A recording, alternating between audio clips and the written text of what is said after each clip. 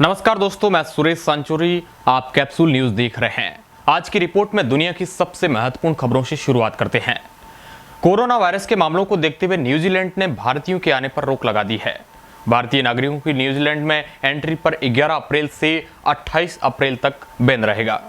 New Zealand के प्रधानमंत्री Jacinda Ardern ने इसकी घोषणा करते हुए कहा है कि उनके देश में पिछले 24 घंटे में कोरोना संक्रमण के 23 मामलों में से 17 मामले भारतीयों के हैं। ये सभी भारत से लौटे थे, इसलिए इस प्रकार का फैसला लिया गया है।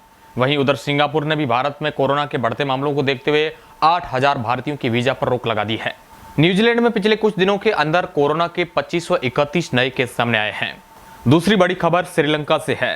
श्रीलंका ने आतंकवाद पर लगाम लगाते हुए ISI और अलकायदा समेत 11 इस्लामिक संगठनों पर प्रतिबंध लगा दिया है। बुधवार को इसकी आधिकारिक घोषणा की गई। अटॉर्नी जनरल डपुला डी लिवेरा के आधिकारिक बयान में कहा गया कि उन्होंने अलकायदा और ISI के साथ साथ 9 स्थानीय चरमपंथी संगठनों पर भी पाबंदी की मंजूरी दे दी है। इसके बारे में अधिकारियों ने बताया कि जल्द ही इस संबंध में गजट नोटिफिकेशन जारी किया जाएगा, जिसके बाद इन संगठनों को पूरी तरह से कानूनी रूप से बैन कर दिया जाएगा। चलिए अब देश की तमाम खबरों पर भी नजर डाल लेते हैं। बीजापुर हमले के 5 दिन बाद नक्सलियों ने कोबरा कमांडो राकेश्वर सिंह को रिहा कर दिया। 3 अप्रैल को जोनागुड़ा में फोर्स और नक्सलियों की मुठभेड़ के बाद बंधक बनाए गए CRPF जवान राकेश्वर सिंह को नक्सलियों ने छोड़ दिया है।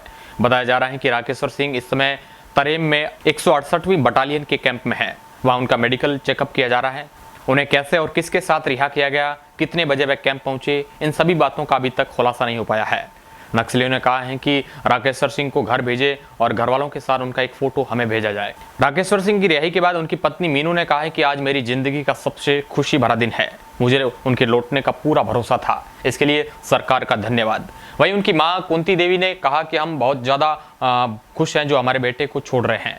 उनका भी धन्यवाद करती हूँ, भगवान का भी धन्यवाद करती हूँ। जहाँ सरकार की बात रही तो मुझे थोड़ा भरोसा था, परंतु विश्वास नहीं हो रहा था।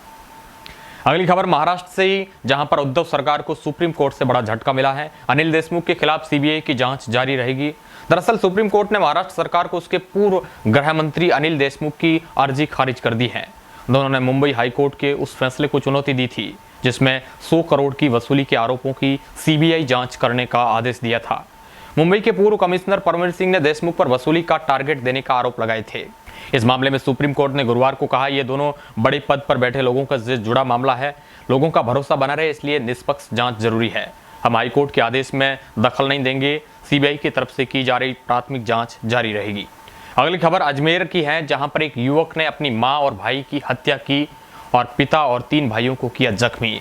दरअसल अजमेर के भिनाई कस्बे में बीती रात एक युवक ने अपनी ही मां और छोटे भाई की सिर में हथौड़ा मारकर हत्या कर दी। आरोपी अपने पिता और 3 भाइयों की भी हत्या करना चाहता था, लेकिन घर वालों की शोर मचाने पर मोहल्ले के लोग मदद के लिए आ गए और उनकी जान बच गई।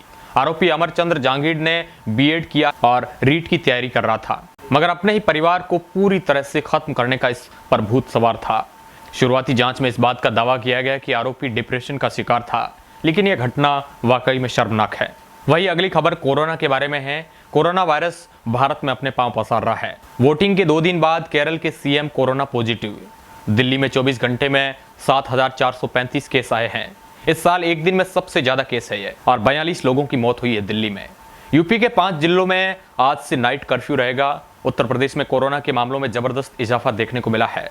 इसके चलते राज्य सरकार ने राजधानी लखनऊ समेत 5 जिलों में आज से नाइट कर्फ्यू लगाने का ऐलान किया है। तो दोस्तों, आज की रिपोर्ट में बस इतना ही। इसी प्रकार की खबरों के लिए आप हमारे साथ बने रहे। धन्यवाद।